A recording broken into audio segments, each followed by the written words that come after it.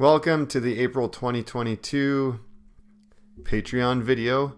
Today we're going to be looking at a painting of Elyas Machera, a fan art painting of Gary Beadle, who has been cast as Elyas for Wheel of Time Season 2. The funny thing is, a long time ago I painted Elyas Machera, and I had fan cast him as Idris Elba, and Gary Beadle and Idris have some similarities in their appearance. And so it was kind of fun for me because I could pull from what I had done before and still kind of maintain the costuming and sort of my initial design for the character. So that was kind of exciting for me. Sometimes when I'm creating stuff, it's fun to see and I guess envisioning what I think the character might look like. It's fun to see how the studio then casts them. But today I wanted to do something a little bit different while you watch this rendering of this painting take place on screen here. I wanted to talk a little bit about failure and about self-doubt and our power as illustrators and artists and creators to change our mindset and help ourselves not get stuck in patterns of negative thinking, which is something I really struggle with. It's my tendency, because of things in my life, to sort of not anticipate good things, but sort of brace myself for things not working out by buffering my expectations and thinking what is the worst case scenario or what is likely to happen, not what could happen, what could be the good thing. I sort of avoid that kind of thinking because I don't want to be disappointed. So I preemptively gird myself against disappointment by thinking negatively. I don't know if you struggle with this or not, but it's, I think, common for creatives, especially in the day and age of social media. I even saw it with my son, who's 14 right now. Just the other day, we were watching some videos online. He's in Taekwondo and he's training. He's working towards his black belt. And we were just watching some other athletes online performing skills, and he kind of said to me that a little bit of a day later or something like that, he was just talking about how he just feels inadequate. And I was like, is this because we watched those videos online with those other athletes? And he's like, yeah, it is kind of. And I'm like, don't worry, like, the guy that we were watching was ridiculous. He was insane. I'm like, that guy's like a prodigy. He's like a person who doesn't ever play the piano and then in a year becomes like a virtuoso piano player. There's some people that are like that. They're just naturally gifted. So I was just like, don't worry, like, you are who you are and you're just competing against yourself. And I think that as an artist, that's something that we should try to work towards, our mentality towards too, as a mindset of self-improvement and self-challenge. I've been reading a few books recently. One, I've mentioned it, I think, before on my channel. It's called Soundtracks: The Surprising Solution to Overthinking. And it is not necessarily about self-doubt, but it's about the messages that we repeat in our head and what we tell ourselves. And the premise of that book, it's by John Acuff, is to replace the thinking patterns that we catch ourselves in, and replace those thinking patterns with something positive. And so I think I shared before an example of that happened in relationship to the Wheel of Time artwork that I created prior to season 1 launching last year, and it was licensed by Wheel of Time Europe, so the Wheel of Time social media channel in the UK, and Wheel of Time UK, Prime Video UK. Thank you. That's what it is. Jeez. Anyways, before they licensed that, I tried to change my thinking around my work and not just presume that my work's not good enough for to be licensed, but instead started to tell myself a while before that happened that my work is good enough to be licensed by a major studio. And that was, proven true when this happened.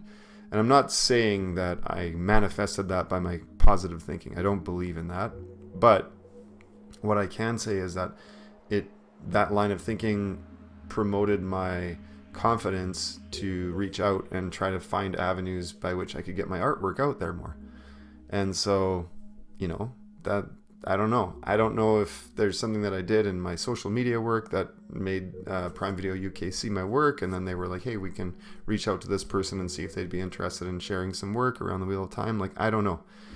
I don't know how all those pieces came in, you know, what the chicken and the egg was in that situation, but I do know that just having a positive outlook on my work and my thinking around my work changed my attitude and my approach to the way that I was promoting myself.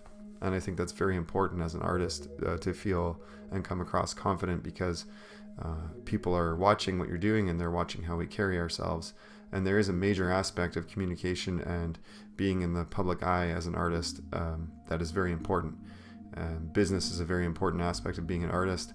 If you're an artist, you're technically self-employed, and so you have to be able to carry yourself in a professional manner, communicate in a professional manner, and be able to get your work in front of the people that are going to be licensing it or buying it or what have you. Another sort of aspect of this that's been kind of interesting, I've been thinking about sort of the try-fail cycle, which I've talked about before. And I've been reading a book. I have it right here in front of me. It's about Calvin and Hobbes by Michael Hingston, who's a local writer in the Alberta area. But it's a nice little book. And just thinking about Bill Watterson and his journey with Calvin and Hobbes. And I'm not sure if you should all be familiar with Calvin and Hobbes. If you're not, you got to familiarize yourself with Calvin and Hobbes.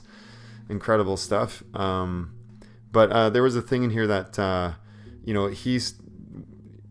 he went through a whole cycle of failure and struggle before he landed on Calvin and Hobbes and before it became what it was. To the point where from 81 to 85, he worked a demoralizing day job, laying out ads for a free shopping newspaper, and took whatever freelance illustration gigs came his way, right? And so he was doing that sort of grunge, dirty work that he needed to do to try to make ends meet while he was trying to find his own voice.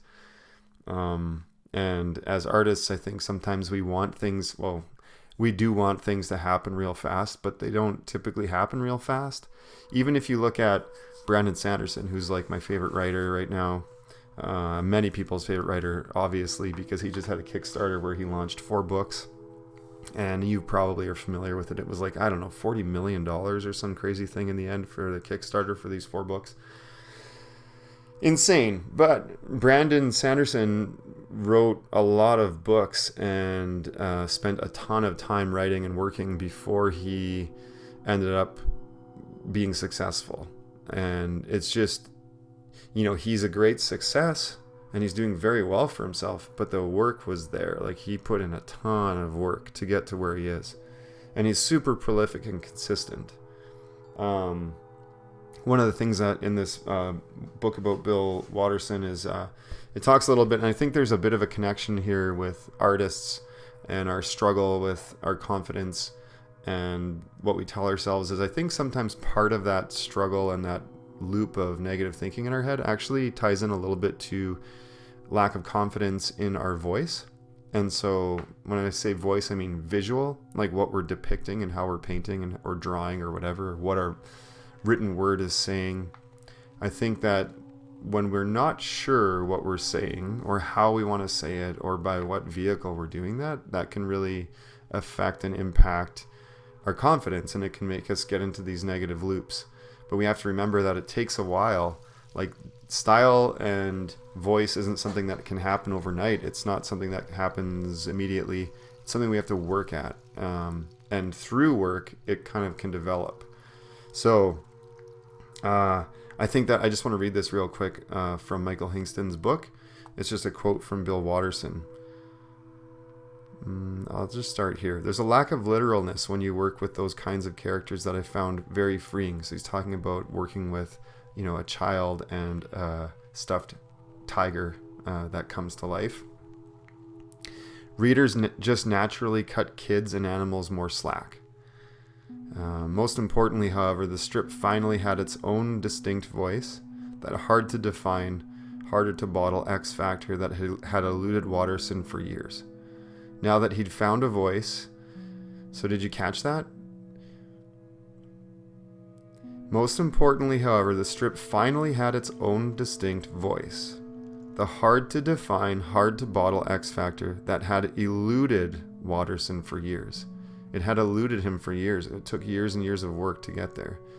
Now that he'd found a voice, he was going to let it go.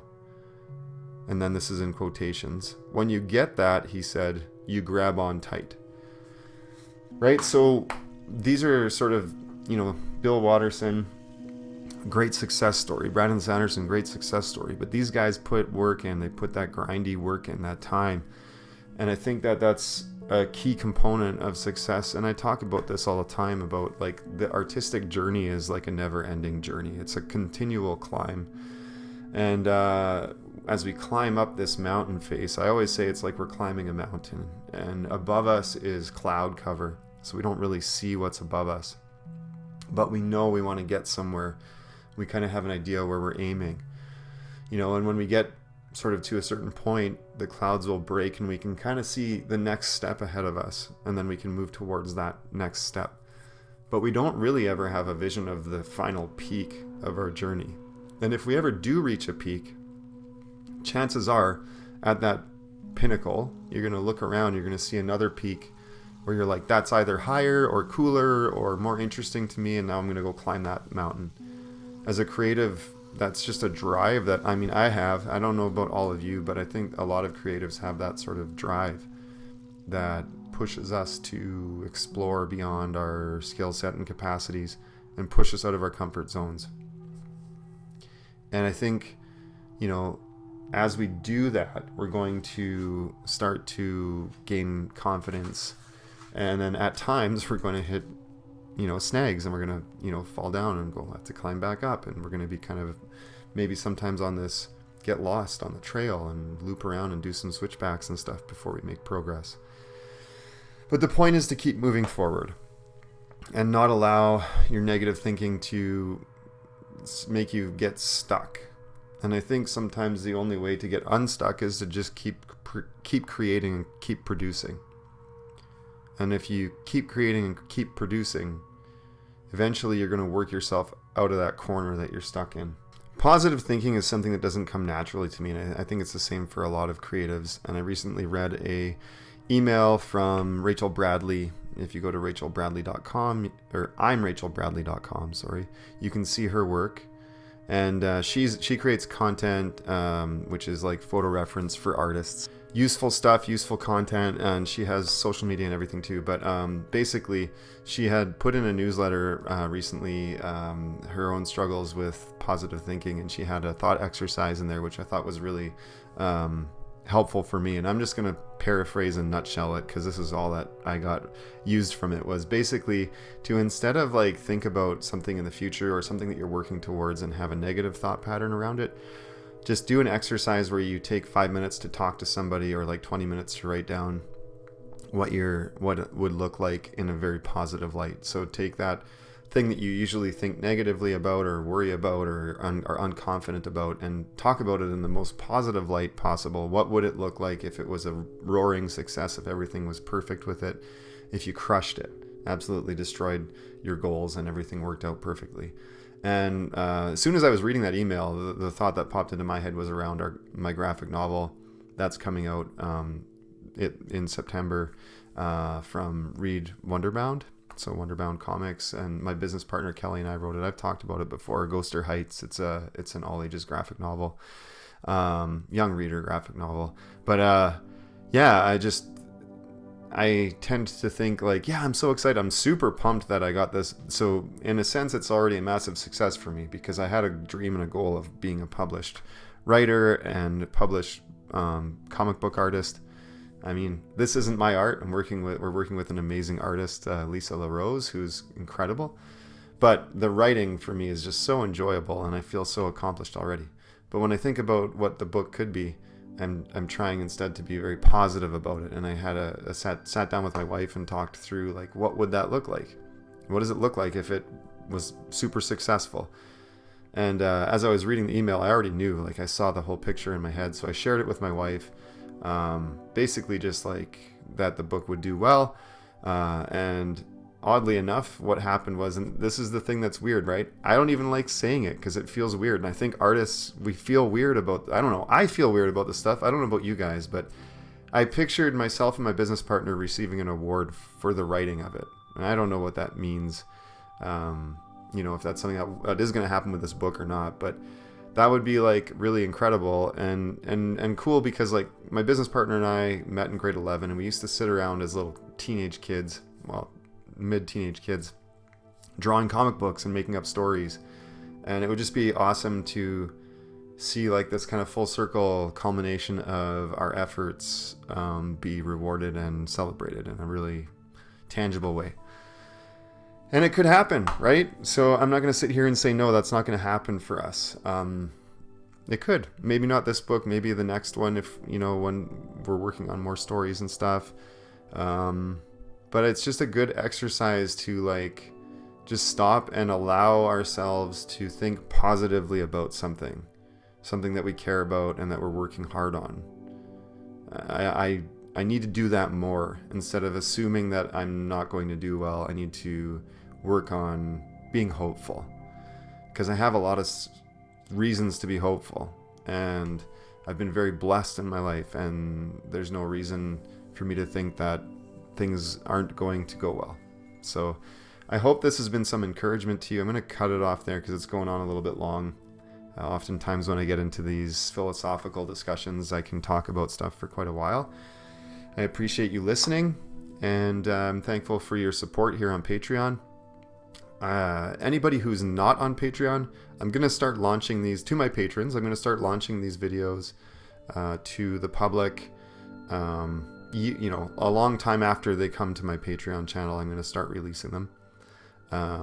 And hopefully just generate some more interest towards the Patreon channel. So this won't come out public for quite a while. It's going to sit on my Patreon page for a while. But this is the future. So let's say this is like forever since I've recorded this, and I'm talking now to you, the public, through a publicly posted video on my YouTube. Please go to my Patreon, patreon.com/Corey Lansdell, and check it out. I'd be more than happy to have you support me there. For as little as $1 a month, you can get all of my behind the scenes content, sketching, talking about my process, stuff about my writing. I kind of share a lot of different things on there. And then there's a number of different tiers with different rewards that you can check out there too. If you haven't, you can please follow me on social media at Third Age Art. That's on Instagram, or at Corey Lansdell on Instagram, at Corey Lansdell on Twitter. And of course, go follow me. Check out my website, CoreyLansdell.com. Okay, enough blah, blah, blah, promoting myself, but that's what you got to do. Thanks, everybody. Love my patrons. Love you guys. Thank you so much for your patience too. I was sick and my voice is back, obviously. So I was able to get this out. Thank you for waiting for me to get this. So until next time, thanks very much.